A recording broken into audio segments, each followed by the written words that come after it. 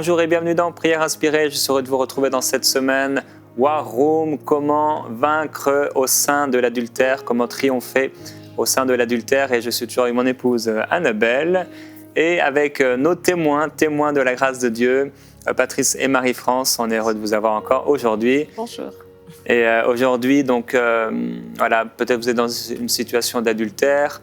La question qu'on veut se poser, c'est comment on peut écouter Dieu au sein de cette situation vraiment très difficile et obtenir la victoire. Et je vais partager un témoignage qui tourne un peu autour de l'adultère. Et hier, on a parlé du fait que derrière l'adultère se cache un esprit. Il se cache vraiment. Et c'est vraiment un esprit, c'est un ennemi invisible.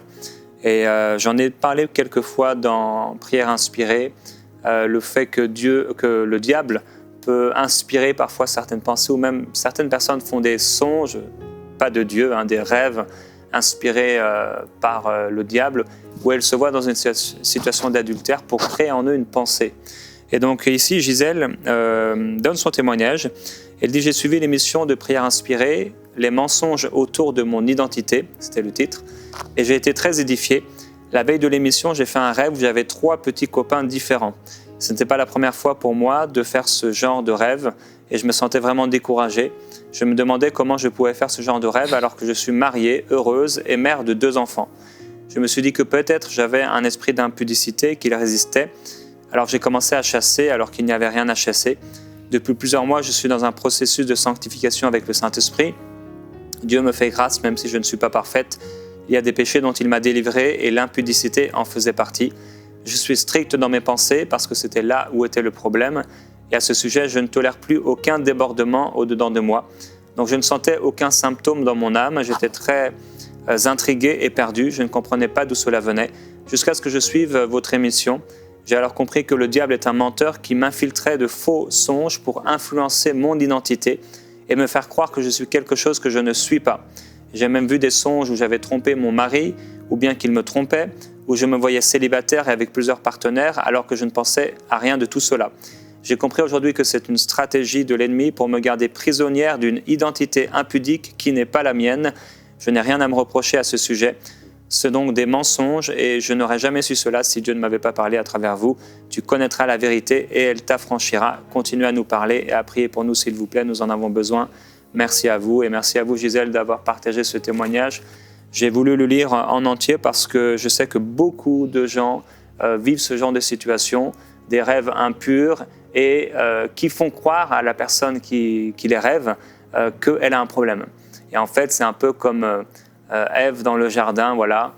Il y a une tentation qui vient. Est-ce que c'est moi qui suis mauvais? Est-ce que ça s'appelle une tentation. Jésus lui-même a été tenté en toutes choses comme nous. Lui n'est jamais tombé. Et je prie que vraiment nos yeux soient toujours ouverts pour comprendre qu'il y a un ennemi qui est invisible. Il se cache, mais une fois que le Saint-Esprit nous ouvre les yeux sur qui il est, sur son identité à lui, alors tout à coup, il est démasqué, il est désarmé.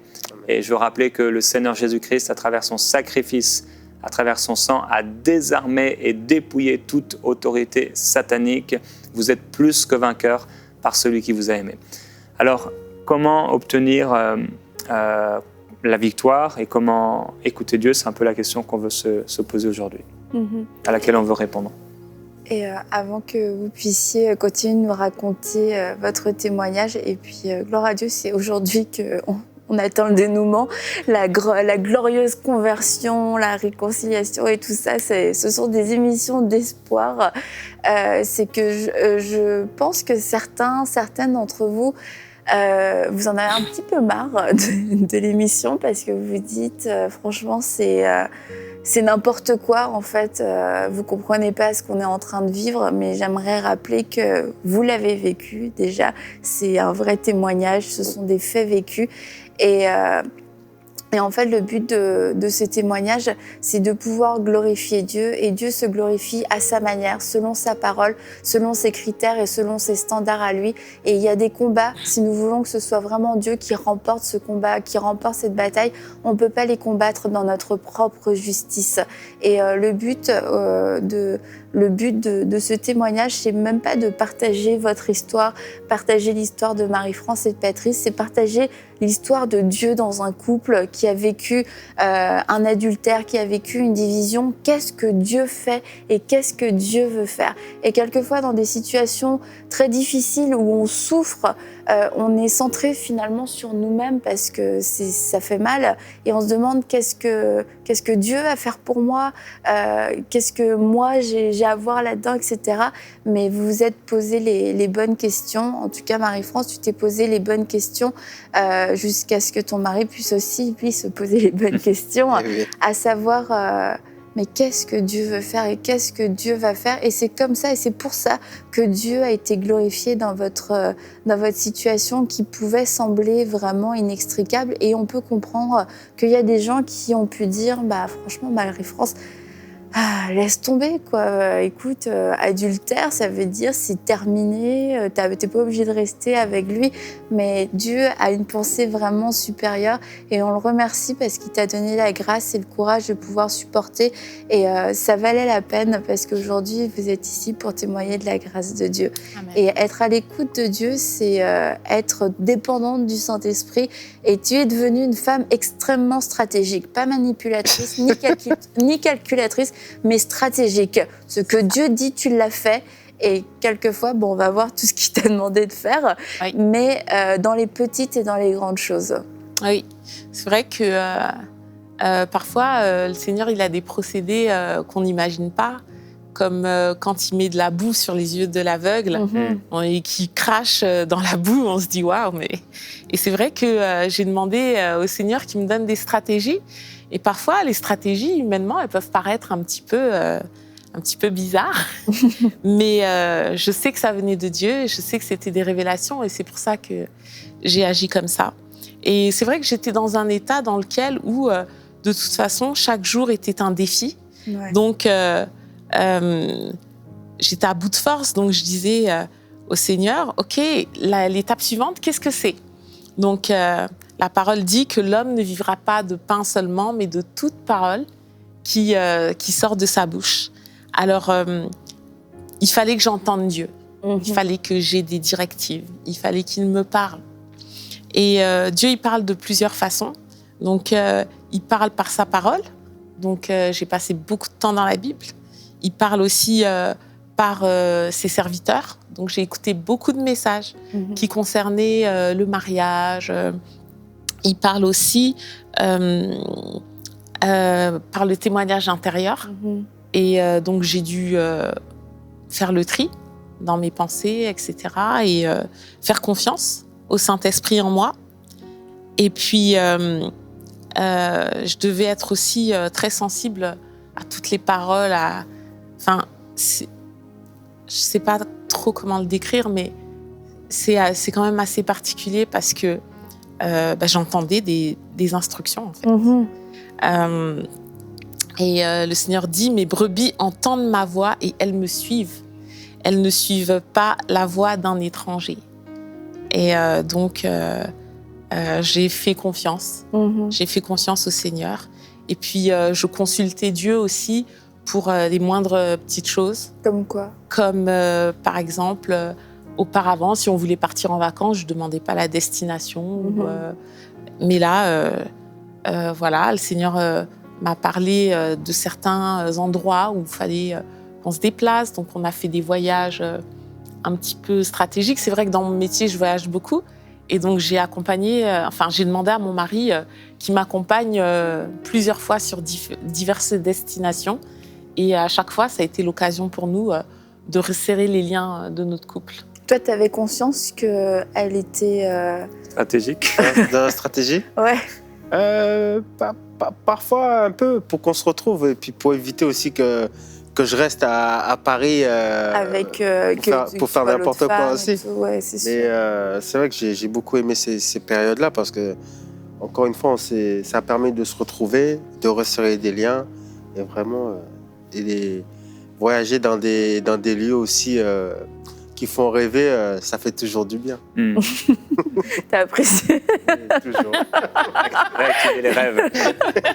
Je retiendrai de toi, apprécié. Il n'y a pas de problème. Non, mais c'est vrai, c'est important. C'est important parce que on est là dans la routine et quand en plus voilà, le diable s'acharne et secoue la maison et le foyer, l'atmosphère, l'ambiance, l'environnement, bah, c'est sûr que c'est l'instruction divine de pouvoir aller de l'autre bord à un autre endroit où là on va voir, finalement on va commencer à rêver quand Dieu parle à Abraham, voilà, il regarde les étoiles du ciel, en fait ça l'aide à voir qu'il y a quelque chose de plus, peut-être à découvrir ce que Dieu a pour lui, mais aussi peut-être à se découvrir lui-même. Il dit voilà, je vais te faire père d'une multitude.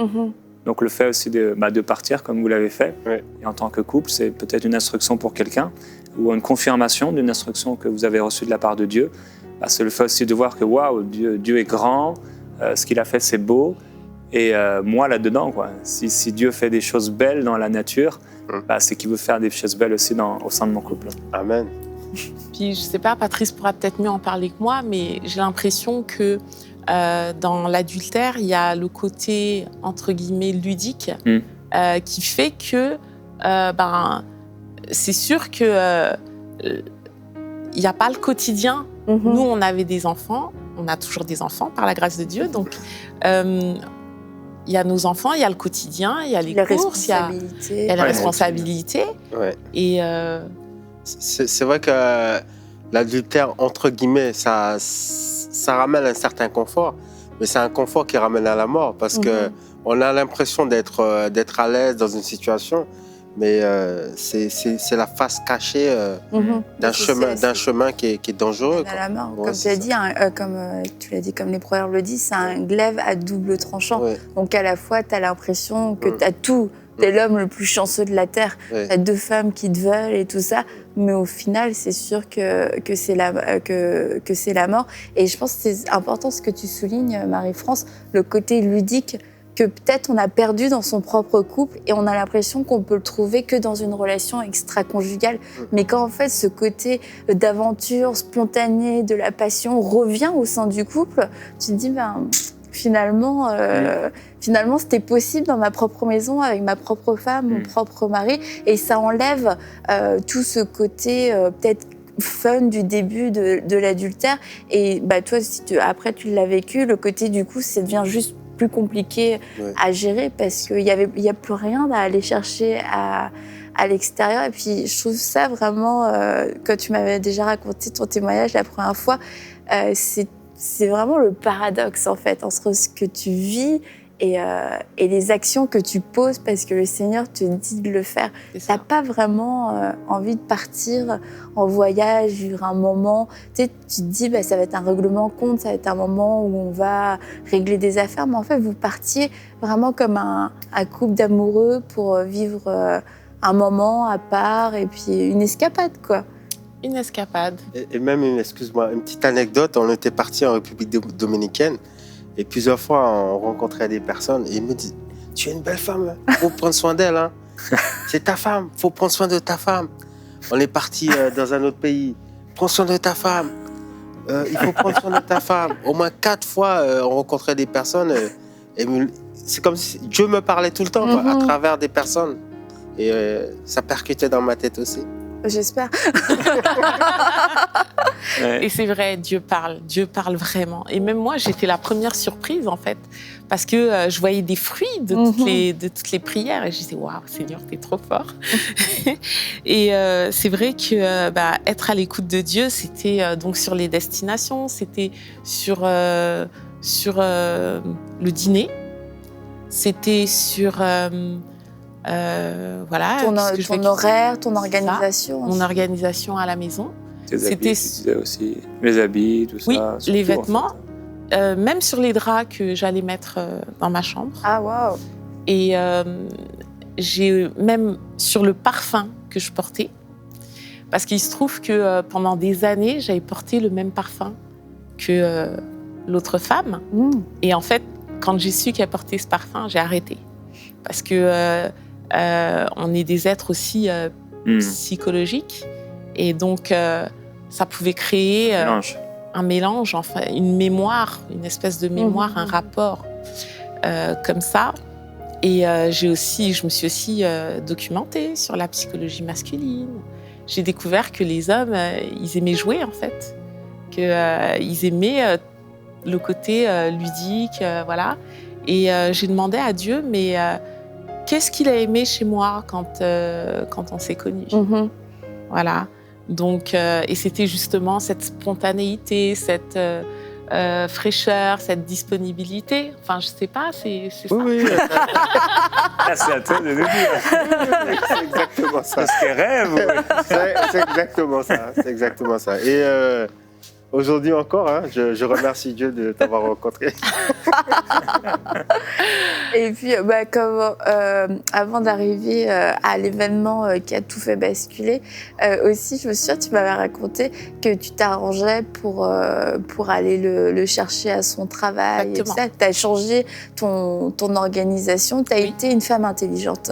Tout à fait, par la grâce de Dieu. Donc, j'ai pris du temps que je ne prenais plus avant C'est ça. pour aller déjeuner avec lui le midi. Alors, c'est sûr que les collègues de travail qui avaient l'information, quand ils me voyaient arriver, bon, ça chuchotait, mais bon, voilà, je savais qui j'étais et je venais chercher mon mari et on allait manger ensemble. Voilà, ça durait une demi-heure, 3/4 d'heure, mais je marquais mon territoire. Assez pour dire, C'est ça. je suis la femme. C'est ça. Je marquais Moi, mon l'épouse. territoire. Je me privais pas d'aller faire mes courses dans la surface, puisque c'était un magasin. Donc, j'allais faire mes courses avec mes enfants parfois. Et en fait, comme ce que je faisais avant, sauf que j'avais délaissé ces choses-là. Et puis, à l'écoute de Dieu, c'était aussi... alors, il y a une anecdote assez particulière. C'est que quand je faisais le ménage à la maison, eh bien, donc, je créais une atmosphère. C'est-à-dire que je priais, je louais Dieu, je mettais la louange à fond à la maison. Bon, il n'était pas là, mais voilà, je nettoyais ma maison et parfois je faisais une onction d'huile dans ma maison. Et il y a aussi une fois où j'ai prié sur les chaussures de mon mari parce que je déclarais qu'il n'irait pas là où il ne doit pas aller, que les pas du juste, puisqu'il est justifié, il est sanctifié à cause de moi. Donc les pas du juste, voilà, sont dirigés par l'Éternel. Donc là où il est, il rentre à la maison. Le soir, il est content de rentrer à la maison. Et effectivement, il était addict aussi au cannabis. Et j'avais pour habitude, ce qui créait des conflits auparavant, de jeter les cigarettes. Et il devenait fou furieux, ça créait des histoires. Et donc, ce que je voulais surtout pas, qu'on ait des histoires. Donc, je me suis rappelé que le Seigneur nous a donné l'autorité. Et donc, j'ai parlé à ces cigarettes, j'ai parlé au cannabis. Je lui ai dit, tu fais partie de la création. Donc, à partir de maintenant, Patrice est dégoûté. Il ne t'aimera plus, il n'aura plus besoin de toi. Il ne fumera plus. Et j'ai fait ces déclarations. Et même nos enfants ont prié aussi pour ça. Et le jour où il a été délivré et il a dit qu'il n'en avait plus besoin, j'ai dit, mais gloire à toi, Seigneur. Gloire à toi. Wow. Et donc, j'aimerais dire aux personnes qui nous suivent que le Seigneur nous a donné l'autorité de marcher sur les serpents, de marcher sur les scorpions et sur toute la puissance de l'ennemi. Écoutez, faites du tri. Il faut faire du tri dans ses relations. Il faut faire du tri autour de soi pour être disponible, pour entendre la voix de Dieu, parce que Dieu parle. Dieu parle encore aujourd'hui. Et finalement, au bout d'un moment, vous décidez de partir, enfin Marie-France décide que ce serait bien de partir en Guadeloupe, parce que toi, tu es originaire de la Martinique. Ok, de la Martinique. Et là, tu organises tout un voyage. Tu vas voir ta maman, c'est ça? Ouais. Et puis en même temps, il y a un séminaire pour les hommes. Raconte-nous comment tu mets ça en place. Ouais, elle a fait Toi, d'accord. ricochet, quoi. Je suis parti voir ma maman, j'étais content. Après, elle m'a dit, tu viens en Guadeloupe me rejoindre, il y a un séminaire. J'ai dit, ok. Moi, je suis parti. Et là-bas, c'est passé beaucoup de choses. Hein. L'intitulé, c'était « Quand l'homme reprend sa place ». Et vraiment, j'ai été touché par ce séminaire-là. Et je rends grâce à Dieu pour ce séminaire. Qu'est-ce qui s'est passé là-bas pour toi? J'ai donné ma vie à Jésus. Waouh. Alors, ce que j'aimerais dire, en fait, c'est vrai que ce voyage, évidemment, c'était sur instruction du Seigneur. Parce que j'ai ouvert mon ordinateur, j'ai vu la pub du séminaire. Et là, je dis waouh. En fait, parce que effectivement, j'avais demandé à Dieu qu'il me révèle, en fait, certaines choses au sujet de Patrice. Et puis, j'ai compris qu'il y avait des choses au sujet du rôle et de la place de l'homme, de la place du père, des choses qui auraient pu l'aider. Et ça répondait vraiment à un besoin à ce moment-là. Et vraiment, j'étais saisi par ce séminaire-là, parce que c'était ma vie. Ça parlait des familles monoparentales. Et j'ai grandi dans ce sens-là. Vraiment, j'étais impacté par tout ce qui s'est passé durant ce séminaire. Et donc, pendant ce séminaire, c'est là que tu donnes ta vie à Jésus. Ouais. Changement radical. Radical. Là, t'es plus le même homme quand tu rentres. Non. Je décide que ma vie va changer. Donc, ce qui fait que j'ai mis de l'ordre dans mes relations. Je me suis saturé de l'atmosphère de louange de Dieu. Et vraiment, dès que je suis rentré le lendemain de ce séminaire-là, de voyage, la présence de Dieu m'a saisi direct. J'ai été saisi par la présence de Dieu. Et j'étais délivré. J'ai eu des délivrances mais incroyables. J'ai vu des choses mais incroyables. Là, j'ai vu la face cachée d'une femme, mi-femme, mi-démon. Et vraiment, j'ai été impressionné par tout cela. C'est là, en fait, que tu as compris que l'adultère, c'était un esprit. C'est ça, un esprit, ouais. En fait, Dieu t'a montré, si je me souviens bien, c'est ça, des belles femmes qui passaient devant toi. C'est ça. Et tout à coup, et quand elles se retournaient, on voyait des démons, quoi. C'était même effrayant, ouais. C'était effrayant. Et comme du coup, là, tu dis, tu as fait du tri dans tes fréquentations, du tri et tout ça. Et par rapport à tes enfants, ça s'est passé comment? J'ai demandé pardon aux enfants par rapport à la situation. J'ai dit que j'étais un mauvais père. Ils ont dit non, papa, t'es pas un mauvais père, t'es un bon papa. J'ai dit non, je vous ai fait du mal. Je vous demande pardon pour tout ce que j'ai fait. J'ai demandé pardon à mon épouse et on s'est tous pris dans les bras. Et, franchement, Dieu nous a bénis, quoi. Gloire à Dieu. Et c'est vrai que pendant toute cette période qui a duré, j'ai toujours mis un point d'honneur parce que les enfants étaient au courant. Donc, il y avait une certaine colère quelque part. Mais je leur ai toujours dit qu'on aurait la victoire. Et elles ont prié aussi pour la délivrance de leur papa. Et puis, je leur ai toujours dit que c'était important d'honorer leur père. Que c'était leur père. J'ai toujours voulu qu'elles aient une bonne image de leur père. Et qu'elles sachent qu'on peut faire des erreurs, que nul n'est parfait. Mais que c'était important pour leur propre vie qu'elles continuent d'honorer la personne qui est leur père. Ça a encouragé les femmes qui écoutent. Nous avons rappelé ce verset qui dit que les brebis du Seigneur entendent sa voix. Et peut-être vous vous dites, mais moi je ne suis pas comme Marie-France. Je n'ai pas peut-être ce caractère, ce tempérament. J'entends pas Dieu de la même façon. Je ne suis pas entre guillemets aussi bien qu'elle. Et quelle que soit la taille de la brebis, quelle que soit, c'est une brebis grasse, c'est une brebis moins grasse, et elle a plus de laine, elle a moins de laine, ça reste pour le Seigneur une brebis. Amen. Et il n'est pas dit que la brebis mâle ou femelle, ou en tout cas qu'elle soit grosse, grasse ou pas, qu'elle entendra le Seigneur, mais il est dit « mes brebis ». Homme ou femme, mes brebis entendent ma voix et la reconnaissent. Et qu'au nom de Jésus-Christ, ce mensonge vraiment disparaisse, parce que vous pouvez entendre la voix du Seigneur. Amen. On va prier maintenant pour vous, par rapport à ce qui a été dit. Père, je te remercie parce que tu as promis dans ta parole de nous éclairer. C'est toi, Seigneur Jésus-Christ, qui as dit toi-même que tes brebis entendront ta voix et qu'elles la reconnaîtront. C'est toi qui as dit que pour 99, Seigneur, tu laisserais 99 pour aller chercher la brebis qui est perdue. Merci Jésus-Christ, parce que tu es fidèle à ta parole et tu es derrière ta parole pour l'accomplir. Nous déclarons, Père, des instructions, que tes brebis entendent ta voix. Oui. Que cette femme, cette épouse qui vit cette situation difficile, entend ta voix et elle la reconnaît. Oui. C'est-à-dire, comme il a été dit à travers plusieurs instructions, tu donneras des instructions à cette femme, à cette épouse, Oui. pour qu'elle puisse triompher. Une instruction après l'autre, une marche après l'autre. Seigneur, merci parce que tu donneras, tu montreras le chemin. Ta parole déclare que ta parole est une lampe à nos pieds. Oui. Merci parce que, alors que ces épouses, que ces époux marcheront selon tes instructions, selon ta parole, elles seront éclairées. La révélation de ta parole est claire. Merci pour les révélations, merci pour les instructions divines. Merci pour les paroles particulières que tu donnes concernant tous les domaines du couple, tous les domaines de la vie. Peut-être l'aspect financier, les relations avec les beaux-parents, peut-être au niveau de la sexualité, des choses très naturelles, des finances, etc.